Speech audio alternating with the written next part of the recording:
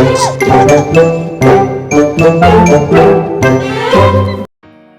Guys, welcome back to our channel. അപ്പോൾ നമ്മൾ ഇന്ന് ഒരു വറുത്തരച്ച് സാമ്പാറാണ് ഉണ്ടാക്കാൻ പോകുന്നത്.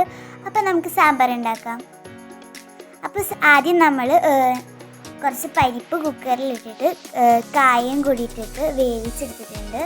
അതിനുള്ള ഇൻഗ്രീഡിയൻസ് എന്താണെന്ന് വെച്ചാൽ സാമ്പാർ കഷ്ണം, വെണ്ടക്കായ, തക്കാളി, സവാള, വെളുത്തുള്ളി, പിന്നെ കറിവേപ്പില, പിന്നെ പുളിവെള്ളം. അപ്പോൾ ഇതൊക്കെയാണ് മസാലകൾ എന്താണെന്ന് വെച്ചാൽ മുളക് പൊടി, മഞ്ഞൾപ്പൊടി, മല്ലിപ്പൊടി, സാമ്പാർ പൊടി. അപ്പോൾ നമ്മൾ പരിപ്പ് ഇവിടെ നല്ലപോലെ വെന്ത് വന്നിട്ടുണ്ട്. ഇതിലോട്ട് നമ്മൾ കുറച്ച് സാമ്പാർ കഷ്ണങ്ങൾ ആഡ് ചെയ്ത് കൊടുക്കുകയാണ്.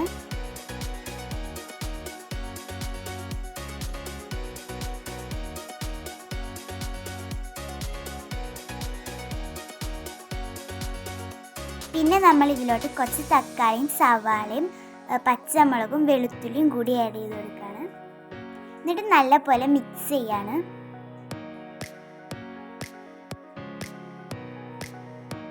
പിന്നെ നമ്മൾ കുറച്ച് വെള്ളം ഇതിലോട്ട് ആഡ് ചെയ്തിട്ടുണ്ട്.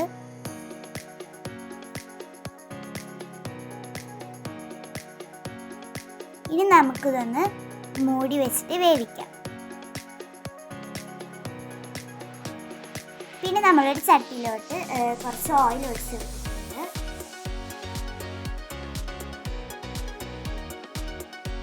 ഓയിൽ ചൂടായപ്പോൾ നമ്മൾ കുറച്ച് വെണ്ടക്ക ആഡ് ചെയ്ത് കൊടുത്തിട്ടുണ്ട്. നല്ലപോലെ ഒന്ന് മൂപ്പിക്കാനാണ്. എന്നിട്ട് നമ്മൾ നല്ലോണം വഴറ്റി കൊടുത്തിട്ടുണ്ട്.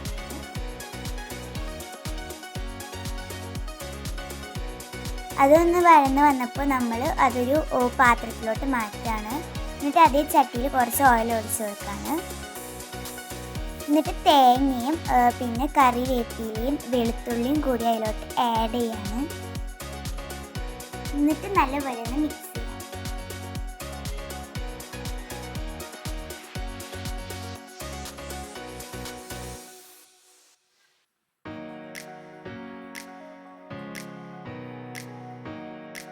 ഈ നാളികേരം ഒന്ന് മൂത്ത് വരുമ്പോൾ നമ്മൾ അതിലോട്ട് കുറച്ച് പൊടികൾ ആഡ് ചെയ്യാണ്.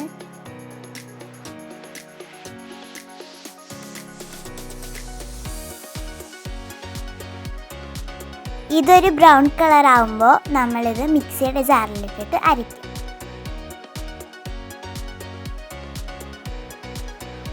ഇനി നമ്മൾ ഇതിലോട്ട് നമ്മളെ മസാലകളൊക്കെ മിക്സിയുടെ ജാറിലോട്ട് മസാലകളൊക്കെ ആഡ് ചെയ്തിട്ടുണ്ട്.